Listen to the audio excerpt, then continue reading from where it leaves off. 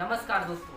साल था 1997 जब पूरी दुनिया एक बहुत ही बड़े इकोनॉमिक क्राइसिस से गुजरती है। दोस्तों ये इकोनॉमिक क्राइसिस इतना बड़ा था कि इसका इम्पैक्ट ऑल ओवर वर्ल्ड हमें देखने को मिला। इसके बाद जब इतना बड़ा लेसन पूरी दुनिया को मिला, इतनी बड़ी प्रॉब्लम फेस करने के बाद कई सारे देश एक साथ आए और उन्होंने मिल करके बनाया एक नया ग्रुप जिसका नाम था G7। और कुछ सालों के बाद इसका नाम बदलकर और साथ ही कुछ और मेंबर को ऐड करने के बाद इसका नाम हुआ G20। तो आज के इस वीडियो में यही जानने की कोशिश करेंगे कि क्या गोल्स है G20 की और साथ ही क्या कैरेक्टरिस्टिक्स है G20 ग्रुप के जिसकी वजह से यह अलग होता है दुनिया के और बाकी ग्रुप से। तो आज की इस वीडियो में यही जानने की कोशिश करेंगे।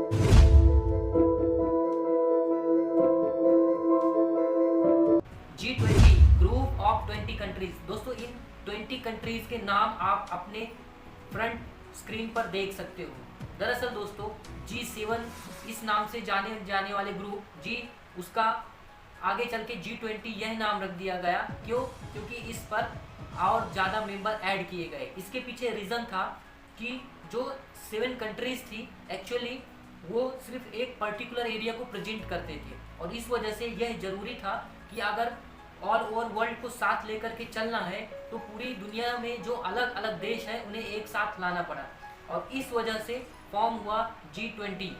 मोस्टली दोस्तों G20 ग्रुप इकोनॉमिक कॉपरेशन के लिए बनाया गया है।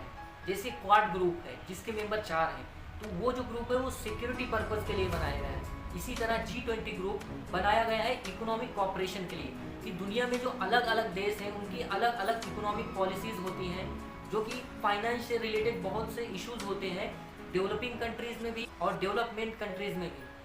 जो कि ऑलरेडी डेवलप्ड कंट्री हैं वो कुछ ऐसे लेसन्स बता सकती हैं उन कंट्री को जो कि अभी उनके डेवलप पेज में। दोस्तों शुरुआत के कुछ सालों में G20 देशों की मीटिंग्स जो थी वो रेगुलर नहीं होती थी। 2008 के इकोनॉमिक क्राइसिस के बारे में सुनने के बाद, देखने के बाद, उसका इम्पैक्ट पूरी दुनिया में देखने के बाद इस ग्रुप को जो भी इस ग्रुप के मेंबर्स थे उन्होंने सीरियसली लिया और इसके बाद जो G20 ग्रुप है इसकी रेगुलर मीटिंग चालू होने लगी। क्योंकि इस पूरे ग्रुप में सिर्फ वही कंट्री नहीं है जो कि डेवलप्ड हैं, इसमें अंडर डेवलप और जो डेवलपिंग फेज पर हैं ऐसी सब कंट्रीज़ हैं। तो जो डेवलपिंग कंट्रीज़ हैं उनके जो इश्यूज़ रहते हैं उनको जो उनकी कुछ बातें रहती हैं वो उनको बिना किसी प्रॉब्लम के पूरे दुनिया के सामने रखते आता है। दोस्तों ये ग्रुप ऑलमोस्ट दुनिया की आधे से ज़्यादा आबादी को रिप्रेजेंट करता है। दोस्तों G20 ग्रुप की अगर सबकी GDP देखी जाए एक साथ तो दुनिया की आधी से ज़्यादा GDP है।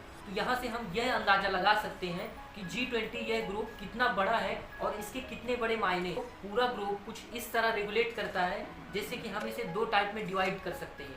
मतलब एक डिस्कशन वो होगा जहाँ पर जो ऑल ओवर वर्ल्ड जो पॉलिसीज़ होती हैं, जो फाइनेंशियल पॉलिसीज़ होती हैं, tax information exchange, financial regulatory reforms, financial inclusions, remittance across the world, fossil fuel subsidy, ये सारी पॉलिसीज डिस्कस की जाती हैं जो कि मिनिस्टर्स होते हैं, जो कि रिप्रेजेंटर होते हैं किसी भी पर्टिकुलर कंट्री के। इसके अलावा कुछ कंट्रियों के शारपाज होते हैं जो कि अपने अलग अलग कंट्रियों को रिप्रेजेंट करते हैं और इस डिस्कशन के दौरान employment, climate change, agricultural and food security, anti corruption measures, UN security, development and reforms, ये जो इश्यूज होते हैं या जो इन पर जो पॉलिसी बनाना चाहिए इस पर डिस्कशन होता है शारपास। दरअसल G20 ग्रुप कुछ इस तरह रेगुलेट करता है। इसके रेगुलेशन के लिए 3 मेन कंट्रीज की ज़रूरत रहती है। फॉर्मर प्रेसिडेंट हो और साथ ही जो प्रेजेंट प्रेसिडेंट हो और तीसरा जो कि आने वाला प्रेसिडेंट हो। कुछ इस तरह 3 देश इस पूरे ग्रुप को रेगुलेट कर या फिर इसकी जो पॉलिसीज़ होती हैं वो इम्प्लीमेंट की जाती है और कुछ इस तरह ये साइकिल चलती है। साथ ही दोस्तों कोई भी देश परमानेंट प्रेसिडेंट नहीं बन सकता इस ग्रुप का। दोस्तों ये बदलता रहता है, ये एक पूरी साइकिल होती है जो अपने आप रेगुलेट करती रहती है। एक अलग देश, उसके बाद एक अलग और उसके बाद एक अलग देश इस पूरे ग्रुप का प्रेसिडेंट बनता रहता है। इस तरह हमने जाना कि G20 ग्रुप क्या है और ये कैसे काम करता है। तो आज की इस वीडियो को यहीं पर करते हैं समाप्त।